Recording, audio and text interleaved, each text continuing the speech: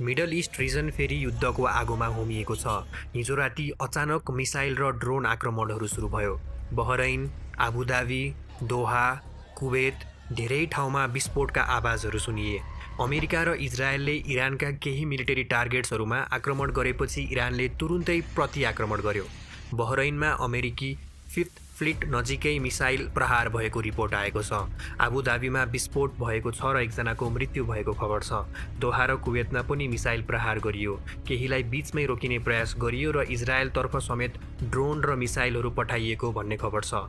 अब सबैभन्दा ठुलो प्रश्न, त्यहाँ रहेका नेपालीहरूको अवस्था कस्तो छ? इजरायलमा करिब 5,500 नेपाली छन्।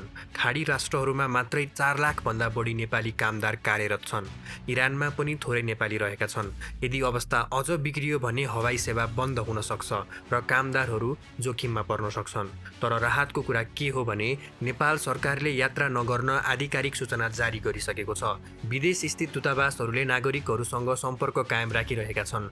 आवश्यक परे उद्धारको तयारी पनि राखिएको बताइएको छ। अब प्रश्न, यसको परिणाम के हुन सक्छ? यदि युद्ध फैलियो भने तेलको मूल्य आकस्मिक बढ्न सक्छ, हवाई सेवा बन्द हुन सक्छ, खाडी क्षेत्रमा काम गर्ने लाखौँ विदेशी कामदारहरू जोखिममा पर्न सक्छन् र विश्व अर्थतन्त्रमा असर पर्न सक्छ। त्यस क्षेत्रमा रहेका नेपालीहरूको अवस्था झन् महत्त्वपूर्ण बन्छ। हामी सबैको एउटै कामना, यो तनाव चाँडै अन्त्य होस्, निर्दोष मानिसहरू सुरक्षित हुन् र विश्वमा फेरि शान्ति कायम होस्। धन्यवाद।